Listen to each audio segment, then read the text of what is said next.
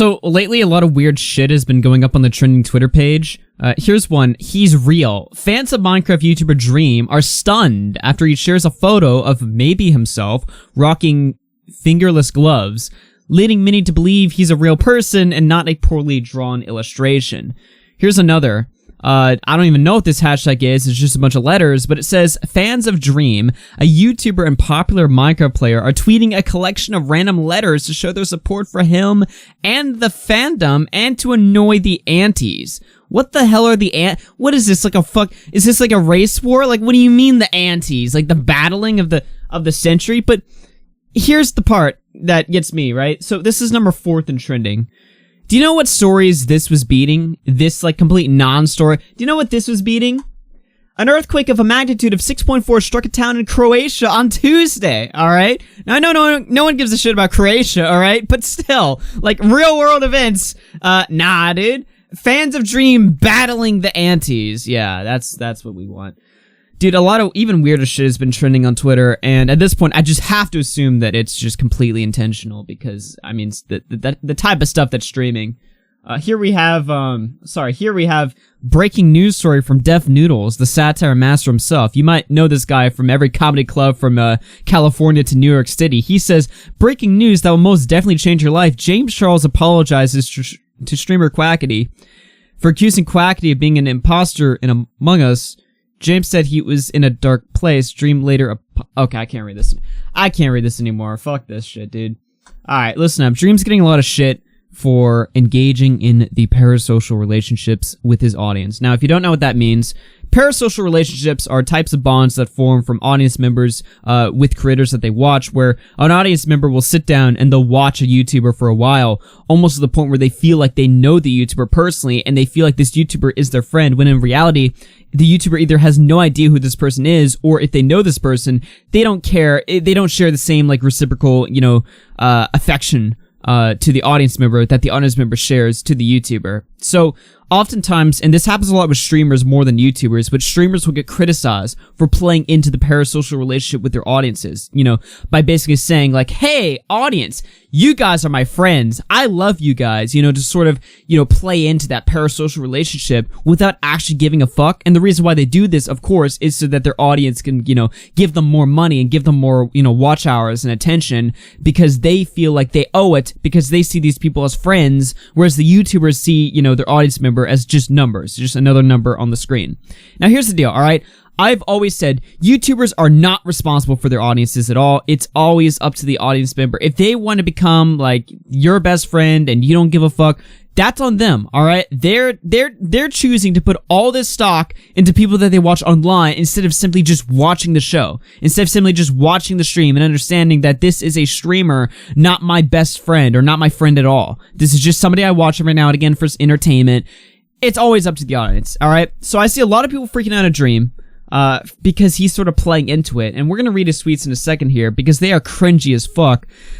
But do I actually care that Dream is, saying any of this shit, or do I think he's responsible for anything? Actually, I'm gonna take the controversial take. I don't think so at all, alright? Love has many different meanings. Obviously, no creator can love their fans in the same way that they love their family or their best friends, but that doesn't mean they can't express love and care for them at all. Alright, when a YouTuber says that they love you, they're full of shit, alright? Don't listen to them. Don't listen to them. I can say that I love kittens, even if I'm not personally interacted with every kitten. I've interacted with enough to know that I have a lot of care and affection for all of them. If I'm told about a kitten being hurt or going through something rough, my heart can hurt. I genuinely love and care about you guys, and that's the best way I can describe it. You are like a whole bunch of kittens, and I love you. Not every critter will feel the same as me, and that's fine, but I'm being genuine every time I say it. I love you and care about you. Heart emoji. Alright. Just because you hear about a kitten getting hurt and you feel bad for the kitten doesn't mean you, like, love them all individually. Alright, there's a difference here. So obviously, he's playing into the parasocial shit, obviously. He's playing into the simp shit. And I know this because when people called out, this sort of YouTubers and streamers for playing into their whole simp culture or whatever, this guy was the first to just spurg out on Twitter and just say, fuck you, to that Josh guy who's calling this shit out. So obviously, he knows what he's doing here, and he knows his audience is dumb enough to believe this shit. There's a difference between, liking the fact that you have an audience, or maybe liking your audience in general, and liking every single individual member of your audience. This guy has 15 million subs. He doesn't like every individual member in his audience, and anybody who believes that is just foolish. I make an analogy about how I don't love my fan base like I love my family or best friends, but instead more like I love cats, even if I don't know every cat, and people get upset and say it's creepy. Can't say anything without people taking it out of context nowadays, which is just an analogy. Okay, here's the deal, and you'll have to excuse me for a second, but here's the deal, alright?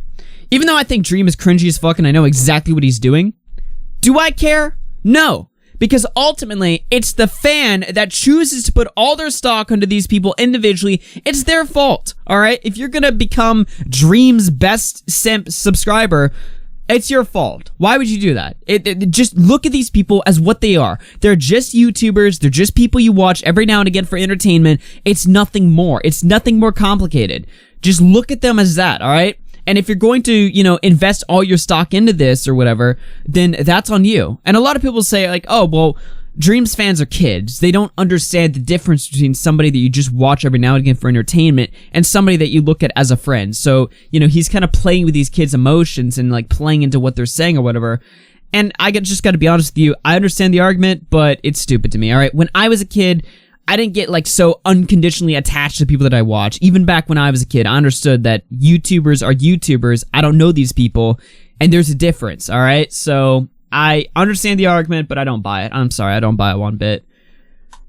But, do you guys want to see who the kittens are that he so, aptly describes? The kittens in his audience. This is from Cordwit, fantastic YouTuber who you all should sub to, by the way.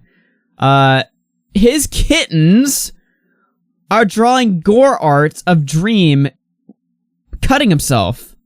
Haha, look, Dream, but he's bleeding. Here's some more Dream gore, and this shit is getting likes on Twitter. This is, like, his fan base, and, again, not that he's responsible for this, but holy shit, dude. Like, I'm sorry, but when I was a kid, this is, like, the last thing that I thought of when I was watching YouTubers. Drawing gore of my favorite YouTubers cutting themselves, and I guess he has it censored. I guess he's naked, too. I don't know, man. I'd rather not know, but, yeah, good one. Nice audience there. Yeah, these are the kittens. Oh, wait, there's one more. Okay, I want to kick Dream's body in the floor until he's crying in a... Who hurt these people? Like, why? Why is this the Minecraft audiences? Dude, when I was in school or whatever, and Sky Does Minecraft was, like, the biggest thing when I was in, like, middle school, people were talking about, in class, like, I distinctly remember this, but in my classes, people were like, did you hear the big news? Sky Does Minecraft stopped swearing, dude. And people would have, like, big discussions about this in class, about the controversies of whether or not Sky should swear or not. They weren't talking about how, wouldn't it be great if he was cutting himself and if I kicked him. No, nobody was that mentally ill in my class. Like, what the hell's wrong with these people, dude? Jeez, man. And again, he's not responsible for it. The audience they got a mind of their own, but holy shit, bro. Why? These are the kittens, yeah? So AIDS. Alright, anyway. Just wanted to talk about parasocial relationships for a second because, why the hell not? It's what everyone else is talking about. My name's RUFC, and I'll see you guys later, everyone. Peace out.